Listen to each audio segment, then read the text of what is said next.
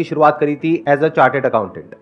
उसके बाद में उन्होंने काफी सालों तक ऑफलाइन और ऑनलाइन बच्चों को पढ़ाया और आज वो वीडियोस बनाती हैं स्टॉक मार्केट से रिलेटेड, फाइनेंशियल प्लानिंग से रिलेटेड, इन्वेस्टमेंट से रिलेटेड, और आई एम श्योर आपने कभी ना कभी उनकी वीडियो कोई ना कोई जरूर देखी होगी। Please give an energy. Actually ma'am 5 साल से मैं इन्वेस्ट कर रहा हूँ तो बहुत ज़्यादा ग्रो नहीं कर पा रहा हूँ क्योंकि इंडेक्स ऊपर जाता है फिर नीचे आ जाता है। तो मैं चाहता हूँ कि क्या मैं सही जा रहा हूँ कि मतलब मुझे टिके रहना चाहिए, मतलब ऐसा नहीं करना चाहिए कि बहुत ज़्यादा एक्टिवली जब ऊपर जाए तो प्रॉफिट में कर लूँ, स्क्वायर अप कर लूँ, फिर नीचे आओ तो खरीदूँ या उसको छोड़ दूँ। जनरली हम ऐसे बोलते हैं कि स्टॉक मार्केट में जब भी आप इन्वेस्ट कर रहे हो ना, तो इसमें आप एक स्टॉक में इन्वेस्ट नहीं कर रहे हो, आप इस कंपनी में इन्वेस्ट कर रहे हो। आपको क्या लगता है अगर आपने कोई कंपनी स्टार्ट करी तो वो 2 दिन में एकदम ऊपर जाएगी? नहीं, उसमें तो टाइम तो देना पड़ेगा ना। तो जितना टाइम आप कंपनी को ग्रो करने के लिए दे रहे हो उतना ही टाइम आपको आपके पोर्टफोलियो को ग्रो करने के लिए देना चाहिए। और इसका एक अलग एग्जाम्पल बताती हूँ, थोड़ा फार्मिंग एग्रीकल्चर से रिलेटेड है, कि जब कोई फार्मर एक सीड सो करता है तो वो रोज जाके देखता है क्या आया क्या ऊपर। ऐसे तो नहीं देखता है ना रोज कि रोज आज इतना बड़ा हुआ, आज इतना बड़ा नाप लेता है कभी कि आज इतना सेंटीमीटर हो गया, कल उतना वो नहीं करता है, क्योंकि फार्मर को पता है कि उसको तो टाइम लगने ही वाला है, जितना लगना है उतना लगने ही वाला है। So is the farmer very patient? Yes और no? Yes. Similarly if you want to bear the sweet fruits of whatever you have sown, जितना भी आपको अगर उसका असली मजा लेना है तो आपको उतना पेशेंट रहना ही पड़ेगा। जितना ज्यादा आप उसमें टिके रहोगे उतना ही आपको ज्यादा फ्रूट्स मिलेंगे। तो जब आप शायद आपके बेटे को, जब वो ग्रेजुएशन कर रहा होगा, तब आप वो बता पाओगे कि जब मैंने स्टार्ट किया था तब काफी ऊपर नीचे मेरा पोर्टफोलियो होता था, बट फिर भी I stuck to my plan. मैं धीरे धीरे धीरे इन्वेस्ट करते चला गया और देखो आज उसका एक बहुत बड़ा पेड़ बन गया। आप में से कितने लोगों को ऐसे बुरा लगता है, यार काश मेरे पापा ने या काश मेरे दादाजी ने ये इन्वेस्ट किया होता था, आज मेरी लाइफ सेट होती थी यार। है ना? तो आप चाहते हो आपके बच्चों को बुरा ना लगे? Exactly, that is what I was coming to, that is exactly what I was coming to, कि आपके बच्चे, आपके पोते पोती, वो भी आपके बारे में यही बोलेंगे, यार कैसे दादा दादी मिले, यार कैसे मम्मी पापा मिले। और आपकी तो फोटो भी आने वाली है सेशन में। वो देख करके स्क्रीन के ऊपर गालियां निकालेंगे, थूकेंगे, ये कैसा दादा है, कैसी नानी है ये।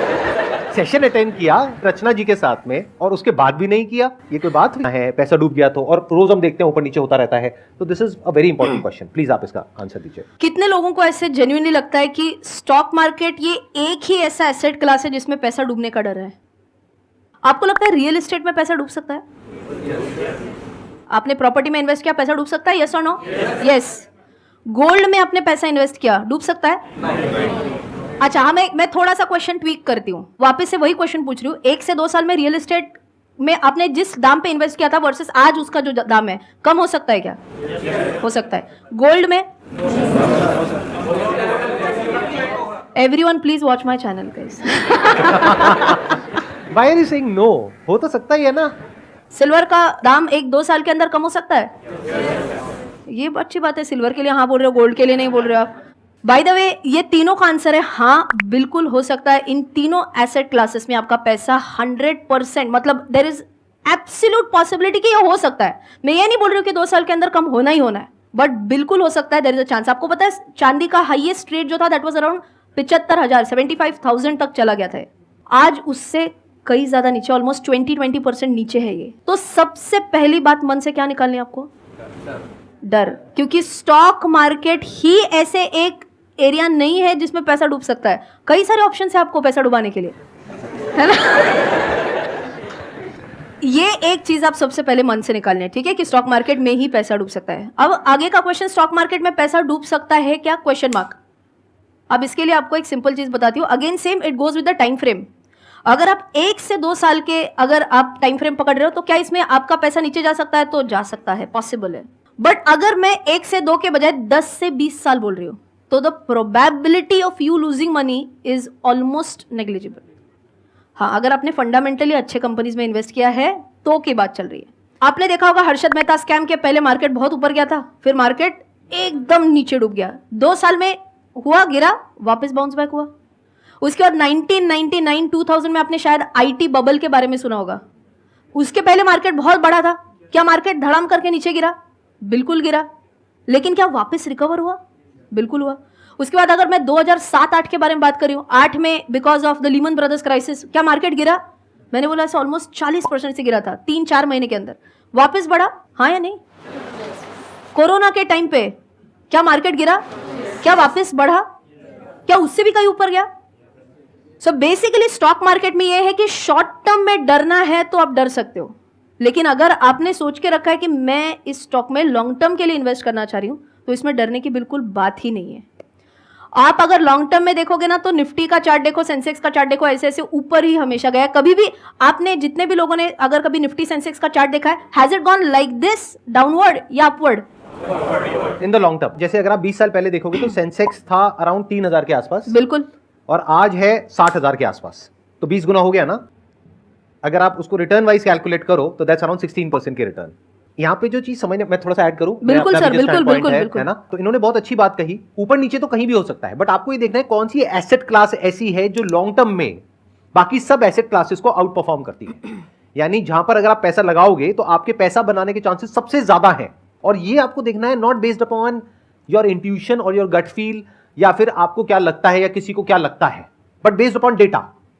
पिछले 10 साल का डेटा देखो, 20 साल का देखो, 30 साल का देखो, 40 साल का देखो, तो वो डेटा अपने आप बोलेगा आपको कि कौन सी एसेट क्लास ऐसी है जो आउट परफॉर्म करती है बाकी सारी एसेट क्लासेस को। आपने एफडी की बात करी थी, एफडी में अगर आपने 20 साल पहले इन्वेस्ट किया होता तो एवरेज आउट कर दो, कम ज्यादा होता रहता है, तो 7-7.5% की रिटर्न आप पकड़ सकते हो, मैक्सिमम 8% की पकड़ लोगे। यहां कितनी आई? 16% की। तो 8 और 16 में बहुत फर्क होता है। ये देखने में, आपको सुनने में लगेगा अच्छा 8% का ही तो फर्क है। कंपाउंडिंग को बीच में ले आओ, तब आपको समझ आएगा। द मैजिक ऑफ कंपाउंडिंग बोलते हैं उसको। इस पे आई एम श्योर आपकी कोई ना कोई वीडियो जरूर होगी। द पॉइंट इज, यहाँ पे दो चीजें समझने वाली है। एक तो ये कि आप स्टॉक मार्केट को स्टॉक मार्केट मत बोलो, घर में हम यही सुनते आए हैं, शेयर बाजार, सट्टा बाजार, राइट, यही सारे वर्ड्स हमने सुने हैं। स्टॉक मार्केट को आप ऐसे देखो कि आप बिजनेस पे पैसा लगा रहे हो। जैसे मेरा बिजनेस है, मेरे बिजनेस में अगर आपको शेयर होल्डिंग मिलती है, पैसा लगाने को मिलता है, क्या लगाओगे या नहीं लगाओगे? कितने लगाने को तैयार हैं? अरे तो मेरे प्यारे भाई और बहनों, टाटा है, बिरला है, कोटक है, वो मेरे से ज्यादा अच्छे एंटरप्रेन्योर्स हैं, उनका बैकग्राउंड देखो। आप बस मेरे से इन्फ्लुएंस हुए पड़े हो, but as an entrepreneur there are far better entrepreneurs than me in India and across the globe. अरे उन पे पैसा लगाओ ना। अभी जो आपकी वैल्यू फॉर मनी है, जो 10,000 की आज वैल्यू है, वो आने वाले 10 सालों बाद वो 10,000 1 लाख के बराबर होगा। उसको कैसे आप आइडेंटिफाई करो कि मुझे इतना इन्वेस्ट करना चाहिए, तो फिर आगे जाके मुझे इतनी अमाउंट मिलनी चाहिए। वो ऑब्वियसली आप एक्सेल शीट्स के थ्रू कर सकते हो सारी चीज़ें, यूट्यूब पे आपको बहुत सारी चीज़ें मिलेंगी, लेकिन आप उसको बिलीव कैसे करो? आप अपनी कैलकुलेशंस ठीक नहीं कर रहे हो, आप पहले तो कैलकुलेशंस ठीक करिए। ऐसे बहुत सारे आपको कैलकुलेटर्स मिल जाएंगे ऑनलाइन, गूगल पे आप जा करके सर्च करिए। तो इन्फ्लेशन अगर है 6-7% की, तो आज अगर आपका 1 लाख रुपए है, उसकी वैल्यू 20 साल बाद के 3 लाख के बराबर होगी। आई थिंक 3 टाइम्स के आसपास जाएगा, हो सकता है 3 टाइम्स के आसपास जाएगा। तो अगर आप 3 गुना के ऊपर रिटर्न जनरेट कर पा रहे हो तो आप पॉजिटिव में हो, इन्फ्लेशन को आप बीट कर पा रहे हो। तो अगर आपने एफडी में कराया तो 3 लाख के आसपास ही आपने बनाया, तो ना आपने पैसा कमाया ना गंवाया, सेम है, सेम ही रहा ना। तो पैसा नहीं बढ़ा, तो अल्टीमेटली तो आपने गंवा ही दिया ना। तो आपको कितना चाहिए? 10 गुना या 20 गुना। 10 गुना कैसे आएगा? जब 12% की रिटर्न आएगी। सब जो मैथमेटिकली चैलेंज यहाँ पे जो बैठे हैं ना सर, उनके चेहरे पे मुझे ऐसे वो मेरा शुरू से ही मैथ्स में बहुत इंटरेस्ट रहा है, मेरे दिमाग में ना नंबर्स घूमते रहते हैं और मैं बड़ी तेजी से कैलकुलेशंस कर लेता हूँ। मतलब आप मेरे को कोई भी वो दोगे ना, कोई इक्वेशन या कुछ भी, तो मेरे को पैशन है, I am passionate about numbers. वो तो बेचारा अभी भी उस सदमे से बाहर नहीं आया, देखो। कोई उबासी तो नहीं ले रहा ना? नहीं, वो बस आप ऐसे ये देख सब रहा जो है। मैं कह रहा हूँ ना, आप जा करके किसी भी कैलकुलेटर पे वेरीफाई कर सकते हो कि जो मैं कह रहा हूँ वो सिर्फ थ्योरेटिकल बातें हैं या प्रैक्टिकली वो वेरीफाई हो पा रहा है। मोटा मोटा आपको अपने पैसे को 20 साल में 3 गुना से ज्यादा बढ़ाना है। इन अदर वर्ड्स, कि जो पैसा आपको शॉर्ट टर्म में चाहिए, अगले 1 साल में, 2 साल में, 5 साल में, 10 साल में, उसको मत घुसाओ स्टॉक मार्केट में। उसको आप अलग से कहीं पे रख सकते हो, एफडी में, यहाँ पे, वहां पे। शॉर्ट टर्म बहुत सारे एसेट्स हैं, वो आप इनके चैनल पे जाकर के सीख सकते हैं। लॉन्ग टर्म अगर आप कुछ करना चाहते हैं तो स्टॉक मार्केट से बेटर ऑप्शन, यानी म्यूचुअल फंड्स, इंडेक्स फंड्स, इससे बेटर ऑप्शन क्या है, ये मुझे अभी तक पर्सनली समझ नहीं आया है।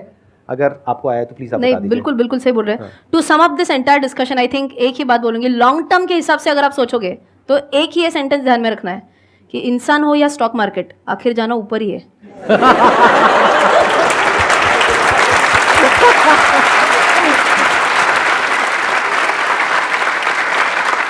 मतलब जो मैंने इतना लंबा प्रवचन दिया उसका सार एक लाइन के अंदर अंदर, क्या कमाल सार दिया आपने, बहुत बढ़िया। मैम, स्टॉक मार्केट में डाइवर्सिफिकेशन को बहुत इंपॉर्टेंस दी जाती है, लेकिन हम ज़्यादा डाइवर्सिफाई करते हैं तो हमारे रिटर्न्स कम हो जाते हैं। बिल्कुल। तो आपके अकॉर्डिंग कितना डाइवर्सिफाई हमें करना चाहिए ये portfolio? बहुत अच्छा It's an क्वेश्चन है, excellent question. बहुत अच्छा Right. क्वेश्चन है। बहुत अच्छा क्वेश्चन पूछा है और बहुत इंपॉर्टेंट क्वेश्चन है ये। और हो सकता है यहाँ पे आपके और मेरे व्यूज थोड़े से अलग भी होंगे। अच्छा, लेट्स सी ठीक आपके है। क्या व्यूज हैं, फिर मैं अपने व्यूज शेयर करूंगा। If I am not mistaken ये वॉरेन बफे साहब का ही कोट है जिसमें उन्होंने बोला था कि अगर आप 10 स्टॉक्स चूज कर रहे हो आपके इन्वेस्टमेंट के लिए और आपने आपके नंबर 1 स्टॉक में और नंबर 10 स्टॉक में ही अगर same amount of money invest किया तो आपको समझा ही नहीं है कि वो आपका नंबर 1 क्यों है। फिर तो जब भी आप इन्वेस्ट कर रहे हो ना तो आपको एक रैंकिंग करनी होती है कि I have highest conviction in this stock, उसके बाद कन्विक्शन इसमें थोड़ी कम है, ऐसे आप टॉप 10 या फिर मेरे हिसाब से आप पूछोगे तो not more than 15 stocks is what my personal logic is. But उसमें एक बहुत इंपॉर्टेंट पॉइंट है कि नंबर 1 स्टॉक जो है मेरा उसमें और 15th स्टॉक जो है मेरा उसमें मेरा सेम अमाउंट इन्वेस्टेड नहीं है। तो आइडियली आपने उसमें डिक्रीजिंग अमाउंट्स में पैसा लगाते जाना है from 1 to 15 and don't over exceed, क्योंकि जब भी मार्केट नीचे गिरता है ना तो आपको एक बाय ऑन डिप का मौका मिलता है, आपको एवरेज करने का मौका मिलता है। उस टाइम पे अगर आपके पोर्टफोलियो में अगर मान के चलिए 40 स्टॉक से 50 स्टॉक से, पैसा तो उतना नहीं है ना हर एक में एवरेज करने के लिए। बड़े लॉन्ग टर्म के लिए जो है वो 15 के ऊपर नहीं जाना is what I have as a conviction. Sir आपका क्या कहना है? हाँ, मेरा इसमें थोड़ा सा अलग व्यू है इनसे। मैंने इनिशियली कई बार कोशिश करी स्टॉक मार्केट में कुछ करने की, पैसा आया भी पैसा गया भी, लेकिन मैंने देखा कि मेरे में वो डिसिप्लिन नहीं है कि मैं उस पर स्टिक रह सकूं, क्योंकि कभी ज्यादा हो जाता है कभी कम हो जाता है, और अपना जो असली काम है करने वाला वहां से ध्यान हट जाता है, यानी जो बिजनेस है या ये जो सेशंस है यहां से ध्यान हट जाता है। तो मैं स्टॉक मार्केट से पर्सनली पूरी तरह से बाहर हूं। मैं क्या करता हूं, एक तो इंडेक्स फंड में इन्वेस्ट करता हूं, दूसरा I am bullish on the mid cap sector. Mid cap में क्या होता है कि जब मिड कैप लार्ज कैप बनती है ना तो वहां पे पीई एक्सपेंशन होता है, यानी उसकी वैल्यू एकदम एक्सपोनेंशियली बढ़ती है, तो वहां पे स्कोप ऑफ ग्रोथ बहुत ज्यादा है लॉन्ग टर्म के पॉइंट ऑफ व्यू से। तो इस तरह से मैंने इन्वेस्टमेंट करी हुई है, यानी स्टॉक मार्केट में मेरा जो टाइम है और दिमाग है वो ऑलमोस्ट जीरो है, और वो जो मिड कैप फंड है वहां पे उन्होंने नियर अबाउट 70 स्टॉक्स लिए हुए हैं। तो ये फंडा वहां पे गलत हो जाता है, 10-15 वाला वो उससे अलग है, क्योंकि म्यूचुअल फंड्स क्या है वो ज्यादा से ज्यादा लेते हैं ताकि अगर एक कंपनी डूब भी जाए, जो आपका डर था ना इनिशियली कि अगर आपने स्टॉक मार्केट में इन्वेस्ट किया और आपके पोर्टफोलियो का एक बहुत बड़ा हिस्सा एक कंपनी में आपने लगा दिया, एक स्टॉक में लगा दिया है, मानो 20% या 30%, और पास्ट में ऐसे बहुत सारे स्टॉक्स के साथ हुआ है कि उसका रेट था 300 रुपए 400 रुपए और वो रह गया 10 रुपए का 20 रुपए का 30 रुपए का। ये हो सकता है और हुआ है पास्ट में। उसमें क्या होता है कि अगर आपके अंदर डिसिप्लिन नहीं है और आपने जरूरत से ज्यादा पैसा एक कंपनी में लगा दिया और वो कंपनी बंद हो गई तो आप फंस गए। लेकिन म्यूचुअल फंड क्या करेंगे, वो पहले आपके पैसे को प्रोटेक्ट करके चलेंगे, यानी 50 से 70 स्टॉक्स में वो पैसा लगा देंगे। तो अगर एक कंपनी पूरी तरह से डूब भी गई, मानो जीरो हो गई, बंदी हो गई कल, तब भी आपका कितना पैसा डूबा, सिर्फ 2%। सिंपल है ना कैलकुलेशन यार, मैथ इतनी भी वीक नहीं होती है किसी की। मतलब 50 स्टॉक्स हैं, उसमें अगर पैसा लगा दिया है उस म्यूचुअल फंड ने और एक कंपनी बंद भी हो गई है तो कितना परसेंट पैसा टूटा आपका? तो 2% पैसा ही तो टूटा आपका। अगर वो जीरो भी हो गया तो म्यूचुअल फंड आपके पैसे को प्रोटेक्ट करके चलता है। बट मानो आप इंडिविजुअली स्टॉक में इन्वेस्ट कर रहे हो और ये दो कंपनीज आपको इतनी पसंद आ गई, आपने कहा यार ये तो बहुत ही बढ़िया है, चल मैं इन्हीं दोनों कंपनीज में अपना सारा पैसा लगा देता हूं। और ऐसा होता है जब आप अपने माइंड को स्टडी करोगे ना, ग्रीड ऑफ फियर से ऑपरेट करता है सारा जो खेल है। तो आप कहोगे इन दो में लगा देता हूं और दोनों कंपनीज बंद हो गई तो अब आपका 100 रुपए कितना हो गया? जीरो। तो इसलिए मैंने क्या चूज किया है अपने लिए, मैं बिल्कुल दिमाग नहीं लगाता हूं, जो प्रोफेशनल है उनके ऊपर छोड़ दिया है। और एक रियलिस्टिक एक्सपेक्टेशन है मेरी, मेरे को 25% रिटर्न नहीं चाहिए, 30% नहीं चाहिए, मुझे 12 से 16% चाहिए। तो मुझे पता है कि इंडेक्स फंड में मैंने आज पैसा लगाया है, वहां पे मरे से मरा 12% रिटर्न आ जाएगी अगले 20 साल में, और जो मैंने म्यूचुअल फंड में लगाया है वहां पे भी 14-15% की रिटर्न आ जाएगी, क्योंकि वो मिड कैप सेक्टर में है।